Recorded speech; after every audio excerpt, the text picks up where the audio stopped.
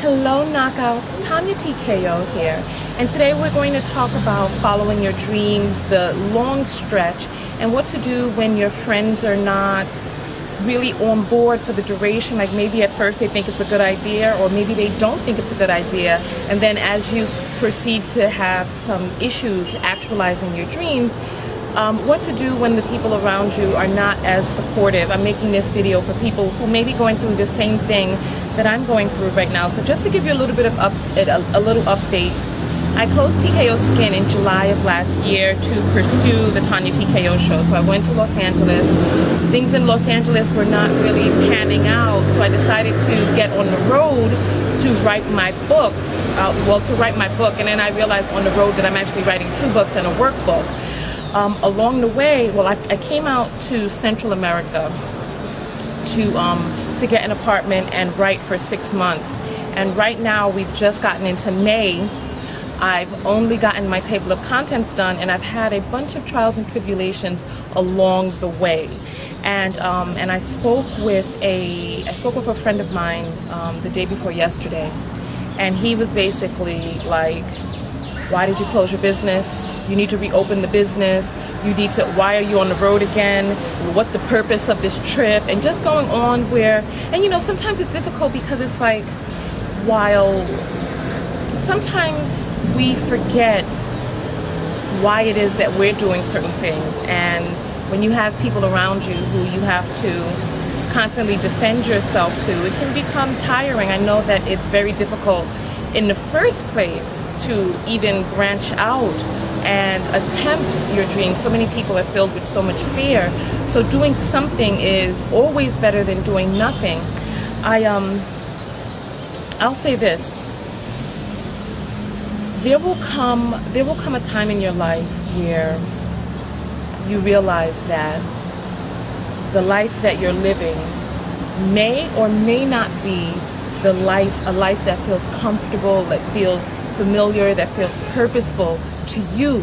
Now, nobody else can define what that is for you. And though success may look like success to other people, to your friends, to your family, to whomever, it has to be success to you. It has to be something that fulfills you. And I said this in a video. Any moment that you living a life that's not yours, it's a lie, is a moment that the real you stays dead inside of you.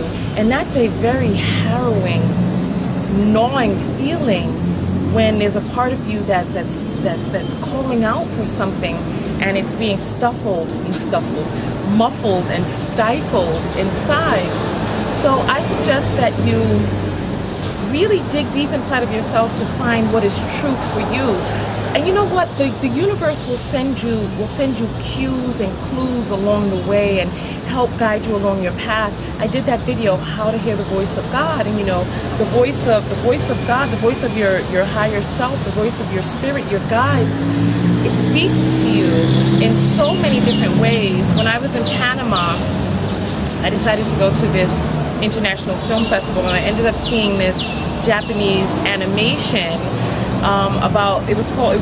the name was in Japanese, but it was about a girl who was born in a bamboo stalk. And so her father was like, the guy who found her became her father, and his wife became her mother. And and basically he was like, she's a princess, and I want to give her the life of a princess. And so she tried to live up to that life, but what she really truly loved inside was to be in the forest running and having fun and jumping, etc. And she moved into a life that was very constricted. Even though they had money and they had power and they had all of this stuff, it wasn't for her. And it was his love and desire to help her that actually ended up sending her away, and or actually eliminating the amount of time that she could stay there with him. And so that movie, when I saw that, it reminded me of how difficult it was to live my truth and stay along my path. And there will be different cues along the way. Like on my trip, I've had some hardships. And you know, I did that video, Are We Addicted to Drama? I've had some hardships along the way, and sometimes we get so accustomed we get reared to believe that things are supposed to be hard, and thus things are hard, and we stay inside of these different struggles and inside of these different dramas because we feel that that's the way it's supposed to be. No pain, no gain, and all of these other things, right? And so we train the universe and we train ourselves to only be able to recognize blessings when they're difficult. There are people who are staying in relationships that don't suit them, that are painful for them, because they've been taught along the way that it's supposed to hurt, that it's supposed to be non-congruous, that it's supposed to be, that you're supposed to have friction. And so remember, I was robbed when I was in Guatemala. Then I went to Honduras and I was kicked out of my hotel there for just foolish reasons. I traveled down from there. I've been traveling ever since. I got down to, I really enjoyed Nicaragua, but it was a bit hot there for me, and I wanted to be in a big city. And so I've been traveling, trying to find a big city. I got to Panama. It was really expensive in Panama. Like, they didn't have many one bedrooms, and the 2 bedrooms were like $1,500. And I need to, in order for me to write, I want to be in my own space. And I left Panama, did a layover in Bogota. I did some videos. I need to do a video here in Lima, but I've actually been having a difficult time here too, and thus I'm leaving. So I came to Lima, and did I tell you? I did. In Panama, I caught bed bugs. It was like, Panama was raging with different infestations of bed bugs, and I took that as a sign to keep moving. You know, when these different things pop up, to put some fire underneath you, I took that as a sign to keep moving. And see, the thing is, how do I say this? Because I don't want people to run just when something gets difficult or whatever. I know from my life, how that things are going to be smooth and they're going to be congruous. I have trained my life to be able to show up because I appreciate. It's like you have to appreciate the things that come easily, because if you don't appreciate those things, you'll only appreciate the things that come with great difficulty. And I've trained my life and I've trained my guides to be able to show up for me with facility. Thinking Spanish words in my mind, I'm thinking fácil. So I've trained my life for that. So I know that when things start popping up that are not flowing, I have to look at the source of what is this source of disflow. So nonetheless, the bed bugs, they were, and it was like, I couldn't get an apartment. Things were not really panning out in Panama. I left. I came to Lima, Peru. Lima's really beautiful. I'll do a walking vlog, so look for that in my. I'll do a look for that in the playlist for walking, but rather, travel vlogs. And here in Lima, I'll tell you really quick what happened, and then I'll get out of this video once I tell you. I feel like I've been talking. Once I tell you how to deal with the friends that may not be fully supportive of you. So I got to Lima, and I love Lima. I'm in Miraflores right now, and I love Miraflores. There's lots of security here. There's lots of buildings, high-rises, taxi cabs, restaurants. But it's kind of expensive here in Lima. I was told that things were like apartments were like $250 to here, but that's not the truth. Lima is like a prime area, and the one-bedroom apartments here are like $700, $800, $900 US dollars a month. And that's a lot for South America. That's a lot for me. And I decided to go ahead and get an apartment. I talked the woman down to $600 if I paid the 4 months. If I paid 4 months in advance, I told her if she gave me the apartment for $600, and it was a tiny little studio too with no living room, but it had a terrace, and I felt that I could write there. And so I talked her down to $600 for the 4 months plus 1 month security deposit, which came out to $3,000. I wired her the money, which cost me $45 to do from my bank. I wired the money internationally, and she wanted the money. She wanted it. I heard her talking to her mother about it. She wanted me to send the money in US dollars because the dollar was high, and she wanted to be able to get over on the exchange rate. She wanted to be able to have a surplus. So when I sent the money, I sent the $3,000, and when she received it, her bank converted it to the local currency here. And when they converted it at a really low depreciated rate. so that it came up to be, instead of the 312 that it's supposed to be, instead of the 312 that it was supposed to be, they converted it down to 3, and they ended up depreciating it by about $114. And so she came to me and she wanted me to pay that $114. And I was like, look, if you wanted me to send the money in the local currency, you should have had me send the money in the local currency. But it's not my fault that your bank, you know, depreciated my money. So I would have been willing to meet her halfway, but she took a hard stance on it and she wanted me to come up with the additional money.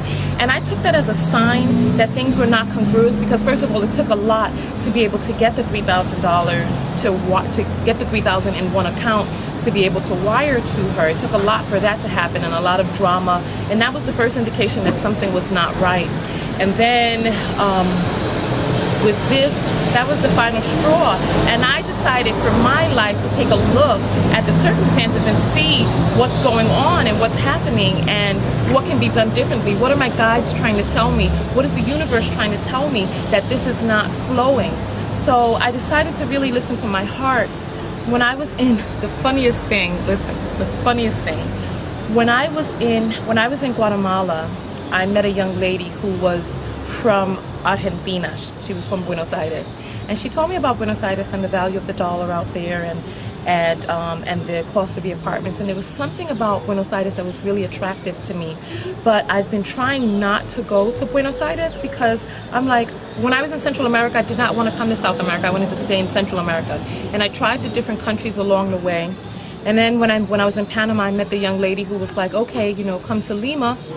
And so I came to Lima, took a look around here, and it wasn't exactly what it was that she said it was out here. The situation is a little bit different. And so along the way I've been, how do I put this? Along the way I've been getting different cues and clues about different things along the way. And I say that I've often said that I am a servant to my intuition. Except in this case, I've been trying not to go down to Buenos Aires. And then after the apartment deal fell through, I was in tears. I was literally in tears because I'm fatigued at this point. I'm tired. I'm tired. I put on some makeup and stuff today so that I could look cute, but my spirit has been low. That's why I haven't done a video in a minute. I'm tired of traveling. I'm tired of staying in hostels. I'm tired of not feeling fully clean. I'm tired of not being able to always get a full night's rest because I'm in hostels, and I'm tired. And so I was in tears. And this security guard, I can remember I said in Miraflores there's a lot of security. This area security guard was walking along, and he sat down next to me, and he started talking to me in Spanish. The people out here speak Spanish. So because I was a little upset, I couldn't understand everything that he was saying. And he was basically saying, oh, the weather here is so nice. And he asked me where I was from, and I told him I was from New York. And then out of the blue, I hear the word Argentina. He says something about how he used to live in Argentina, and he started talking about that. But after he said Argentina, I was like, is this a message from my guides? Is this, you know, there are no coincidences in life.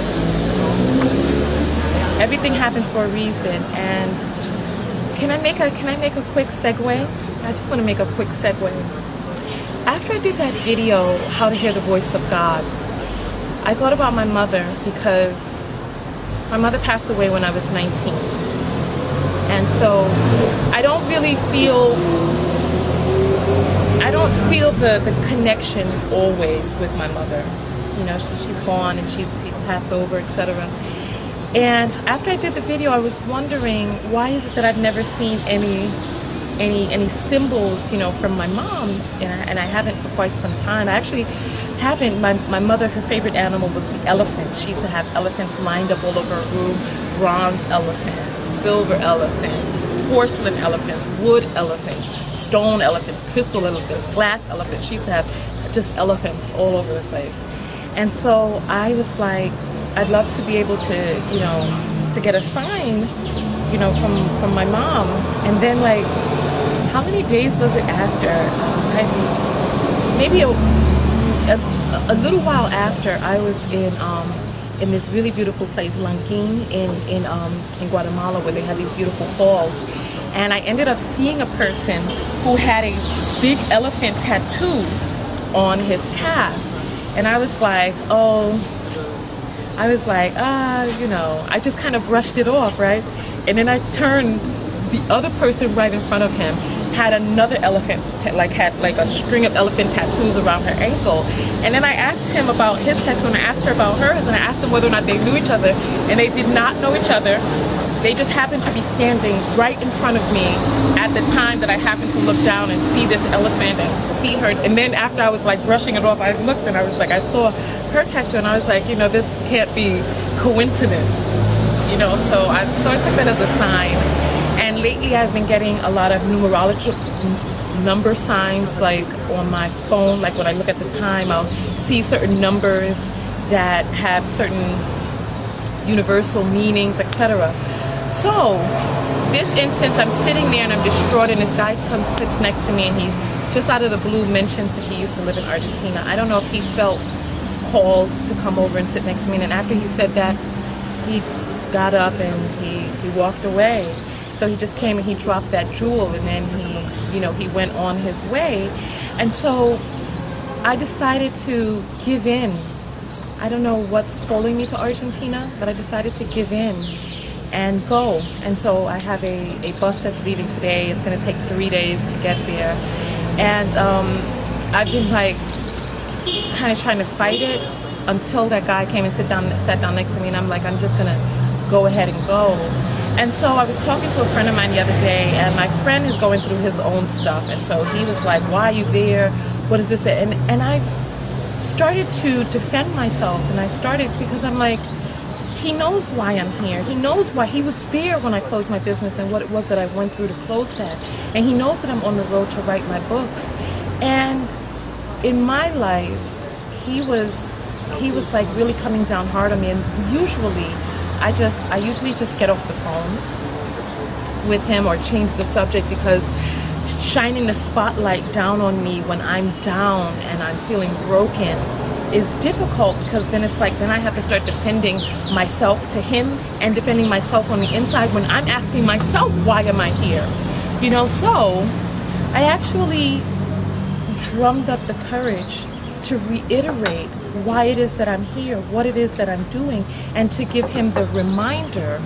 And so in reminding him, I fortified myself. It's easy in the beginning when you say these ideas to your friends and to your family. It's easy. They're like, oh, go for it, yay. And you know, you read the books and people are like, oh, I used to sleep in my car and I was homeless and now I'm a millionaire, right? It's easy to see the before and the after. It's the during. It's the struggle that happens in the middle. It's the wavering and the not knowing that kind of begins to chisel away at your spirit. And when your spirit begins to chisel and the people around you begin to chisel and you yourself don't know why it is that you're doing that, you have to get a journal out. Write in your journal to remind yourself. And if need be, remind your friends as well. And please keep friends around you who can remind you, who can fortify you, so that when you begin to falter and you begin to stumble and you begin to fall, that the friends around you can help to remind you of what it is that you're doing. You can't surround yourself with naysayers, because that can begin to chip and chisel away at you. Remember, like I said, if something is difficult and non-congruous, if your relationship is non-congruous, if your relationship with your friends, if your friends are not supporting you, if your friends are coming down on you, take a look at what the universe may be trying to tell you about this union. Is this union here to shine a light on your own insecurities so that you have to fortify and strengthen yourself from the inside so that you can project that outward? Is that what this union is saying to you? If that union is not working for you, if this union is difficult, and if this union is bringing you down, you might have to take a look at whether or not this is the best union for you at this time in your life. Maybe you put that on ice for a little while, and you know, there are different friendships for different things. The same person that you go to the club with may not be the same person that you go to the spiritual events with. The same person that you go to the book club with may not be the person that you go on vacations with. The person that you go to the mommy and me park adventures, or the person that you play basketball with may not be the same person who can offer you life advice. So there are different friendships for different reasons. I'm not saying cut them off completely, but look and see how this relationship is serving you, and how you can best serve this relationship. How can you serve this person? How can this person serve you? What is this mirror that's being reflected back to you from this relationship? And you do what's right for you in that situation. And so for me, I've had to keep my circle very small and open up about the difficulties to very few people. I haven't made a video in quite some time because it has been difficult. I'm making this video now. I don't know what people are going to say in response to the video. I want to say a quick shout out to Masha, who's one of the young ladies on my Instagram page, who wrote like, oh, where are you? We're standing behind you. We're with you. And that really means a lot, because I'm telling you, it's not easy. It has not been easy. It hasn't been easy. And so I'm working on fine-tuning it, turning the Rubik's Cube in such a way that it begins to flow. Right now it's not flowing, there are some blocks. And so I'm doing the things necessary. I'm taking the chances. And I told my friend, you know, I'm listening to my spirit. And my friend was like, what? He thinks I'm crazy for following my spirit and following my heart. He starts talking about science and proof and following yourself and having a plan and having your own conviction. And I'm like, I don't know what's going to happen. I know that I felt called to come out to South America. I know that I felt called to come to Central America. And I know that when I was in Central America, I felt the calling to come to South America.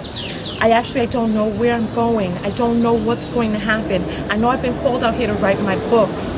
So I'm here to write my books. And I don't know what's going to happen once I write the books. I don't know if the books are going to sell.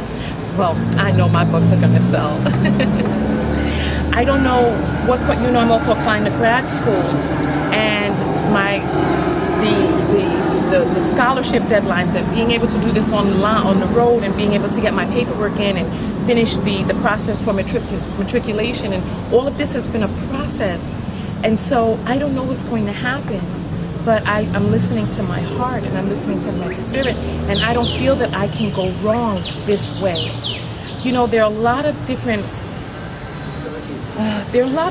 things that happen in life, and even in relationships. You know, I often tell people, listen to your heart. Do what you feel called to do, and do what you feel driven to do in a certain relationship. And as long as you're following your spirit, you can never go wrong. Everything happens for a reason. You know, it's like you may get your heart broken. Things may not pan out as you in your mind have wanted them to pan out.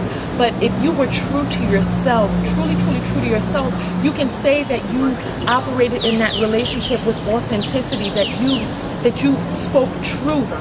You know, sometimes when you play games and you're trying to kind of manipulate and you don't really say how it is that you really feel and all this other stuff, right? You can, when the relationship ends, you're like, oh, I shouldn't have played this game, oh, I shouldn't have done that. But when all the dust settles and you really truly listen to your heart and listen to your calling, what else can you say? What else can you say besides I tried, and I tried my best. I did my very, very best. What more can you say besides that? So listen to your spirit, listen to your heart, and when all is said and done, you know that you lived a life to the best of your ability that was true to who it is that you truly are. So listen to that inside, and you can never go wrong. Things may be difficult for me right now, but I am constantly reminded of what it is that I had to do, to get here. And what was the alternative to the difficulty right now? Was I willing to stay in a life that was difficult, that didn't feel like mine? Or go out and take a chance and live the difficulty of a life that I truly, truly with all my heart believe in? I believe in this with all my heart. I believe in the books, and I believe in the show.